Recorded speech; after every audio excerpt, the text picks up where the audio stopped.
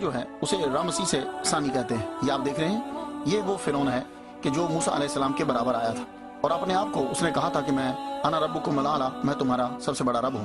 تو اس کو سزا اس کی دیکھیے کہ سر اس کا بالکل جھکا ہوا ہے اور لوگ جو ہیں وہ اسے دیکھ رہے ہیں, آ کر ٹکٹ لگا کر آ کے دیکھ رہے ہیں اسے. یہ وہ جو ایک دور میں اپنے آپ کو بڑا رب کہا کرتا تھا. رب تعالیٰ نے یہ کہا تھا فَالْيَوْمَ نُنَجِّيكَ بِبَدَنِكَ لِتَكُونَ لِمَنْ خَلْفَكَ آیَةً, ہم تیرے بدن کو بچا کے رکھیں گے. آپ دیکھ لیجئے اس کا بدن بالکل بچا ہوا ہے.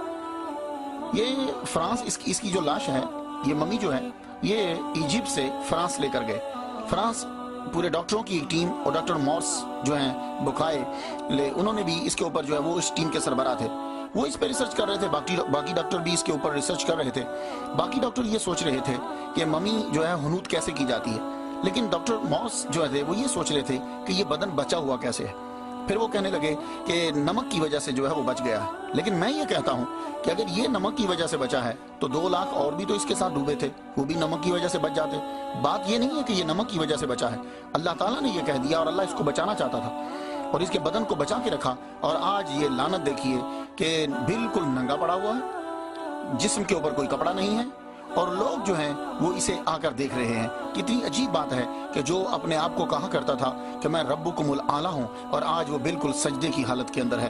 تو خواتین و حضرات, یہ چیز دیکھنے کے بعد کسی نے, جب ڈاکٹر ماس بکائے ریسرچ کر رہا تھا اس کے اوپر, تو کسی نے اس کے کان میں یہ کہہ دیا کہ قرآن مجید کے اندر پہلے سے مسلمانوں کا یہ دعویٰ ہے کہ اس کا تذکرہ ہمارے قرآن میں پہلے سے ہے. کہنے لگا یہ ہو ہی نہیں سکتا. جب اس کو دکھایا گیا تو پھر اس نے جا کر اپنی کتاب کو پڑھا تو بائبل کے اندر یہ لکھا ہوا تھا کہ سب کے سب ڈوب گئے, ایک بھی نہیں بچا, ایک بھی نہیں بچا. تو جب اس نے بائبل میں یہ دیکھا تو قرآن مجید کہہ رہا ہے کہ اس کا جسم جو ہے وہ ہم نے بچا دیا. اب اس کو یہ ٹھانی کہ میں قرآن مجید کو غلط قرار دوں. سو اس نے عربی بھی پڑھی, قرآن کا مطالعہ کرنے لگا, لیکن پھر the Bible, the Quran and science, اس کو یہ لکھنا پڑا کہ قرآن مجید نے جو یہ کہا ہے وہ بالکل سچ ہے. قرآن مجید کی ہر بات جو ہے وہ سچ ہے. اس دور میں کہ جب ٹیکنالوجی نہیں ہوتی تھی, قرآن نے بہت ساری چیزیں جو ہیں وہ ہم پر واضح کی. آپ دیکھ رہے ہیں یہ اصل میں سبق ان لوگوں کے لیے ہے, خصوصی طور پر میری نیو جنریشن کے لیے, جو ابھی لڑکے آ رہے ہیں, وہ اس سے اندازہ لگا لو کہ 3500 سال کے بعد سر گرافٹن سمتھ نے یہ لاش نکالی تھی.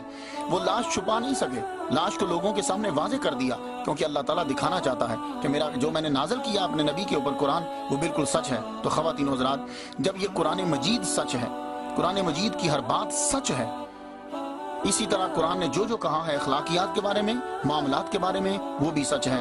تو یہ ایک بہت بڑی علامت ہے اس بات پر کہ قرآن مجید نے جو کہا وہ سچ ہے. تو ہمیں قرآن مجید پر عمل کرنا چاہیے, اس لیے کہ معاملات اور اخلاقیات کے بارے میں بھی جو قرآن کہتا ہے وہ بالکل سچ ہی ہے. ہمیں اپنی زندگی جو ہے یہاں کی, اسے بھی صحیح بنانا چاہیے اور مرنے کے بعد بھی ہمیں جنت کے حصول کی طرف جو ہے وہ بڑھنا چاہیے.